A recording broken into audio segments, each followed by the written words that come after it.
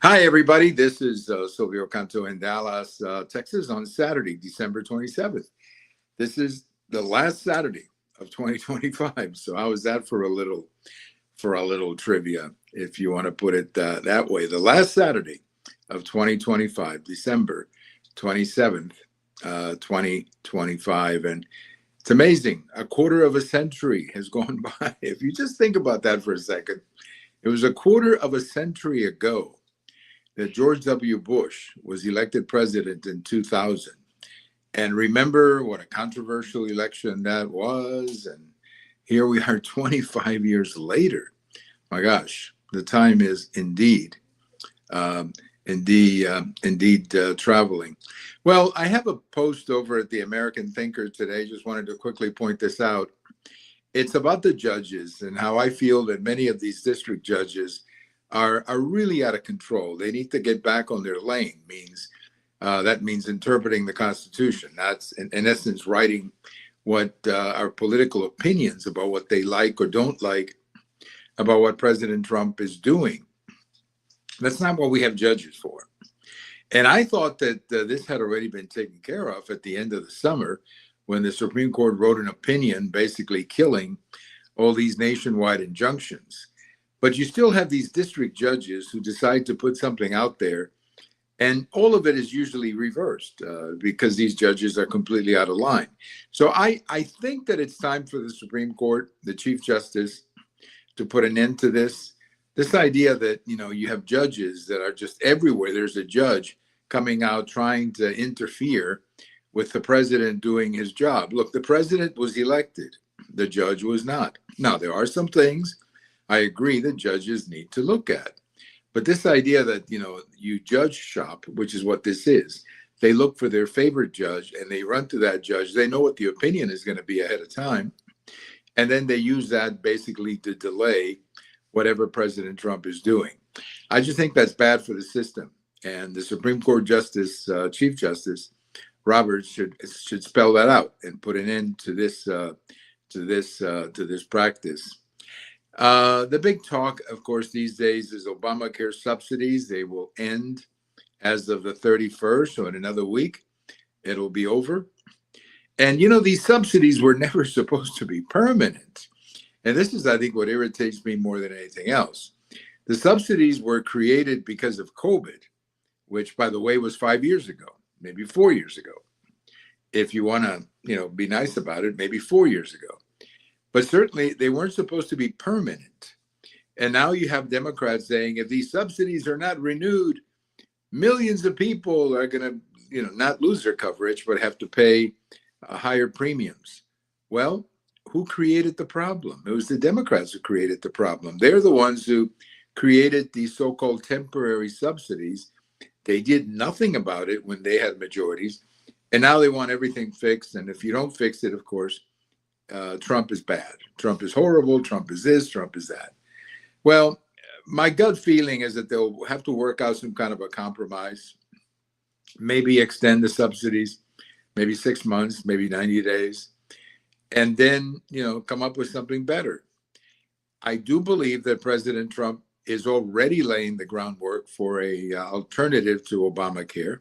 He's already mentioning it, where he's talking about giving the money directly to people so they can buy their own insurance. I think that's the way we have to go eventually. We have to get out of this one program fits everybody approach. Obamacare did not live up to its own expectations. I mean, I remember the Obamacare debate back in 2009, 2010. None of this was supposed to happen. None of this was supposed to happen. What they told us back in 2009, 2010, when we were having these debates and these votes in Congress, was Obamacare was basically going to be a window for people who didn't have their own insurance through work or whatever, or maybe people who had pre-existing conditions who wouldn't qualify for a private sector policy. I mean, basically, those were the arguments for Obamacare. And, those are not bad arguments. I think Obamacare is the wrong way to do it. But I do believe that everybody should have access to health care. And I do believe there should be an option for people who have medical pre-existing conditions. So I agree in principle with that. I just don't believe that Obamacare addressed the problem correctly. But anyways, we got to start from scratch. That's what we have to do with the Affordable Care Act, as they call it, the Affordable Care Act, which, of course, is nothing affordable because it just didn't turn out that way. And I think Democrats would be better off if they would just look at themselves in the mirror and say, this is not working. This is not even helping the people that we thought we were supposed to help. And then put everything on the table and just have a reconsideration of it. And I think that's the answer. You provide tax credits for people so they can buy their own private policies. So if you work for a company and they give you insurance, okay, great. But if you are self-employed, and many more Americans are now self-employed, then what you do is you get a tax credit so you can buy your own insurance. If you have a pre-existing condition, then we're going to create a special program for those people so that they have insurance at a reasonable rate. And if you're under a certain level, let's say of income level or whatever, the poverty line, whatever you want to call it, I would just say, here, have a policy, give them a heavily subsidized policy, and that's it. So everybody's covered. That should be the objective, but it should be done through the private sector, through tax credits. People should be buying their own policies in a marketplace that offers different kinds of policies, not just one policy for everybody. But if you're 25 years old and you're single, you shouldn't buy a policy similar to a 35-year-old guy who has a couple of kids or a 60-year-old lady who is single. I mean, everybody has different requirements in an insurance policy. There's no reason why a single guy should be paying for maternity and a 60-year-old lady who's not going to have kids be paying for maternity too. That just doesn't make any sense.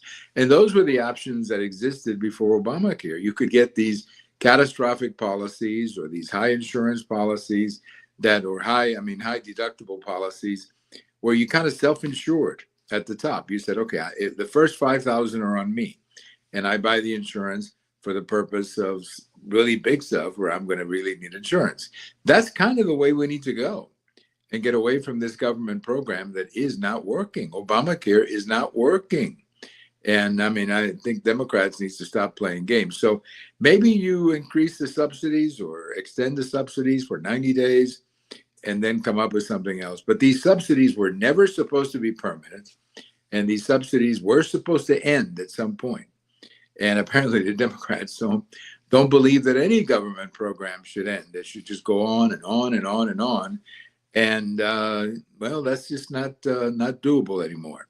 Not when we're running these deficits, or when people are paying the kinds of taxes or premiums that they're paying at the moment. You know, I have a post coming out tomorrow. We'll talk more about it in another show, but where I discuss an article by Peter Navarro. Navarro is an economics advisor to President Trump, and he's talking about the 2026 economy. He feels very good about it. He thinks the 2026 economy is going to do quite well.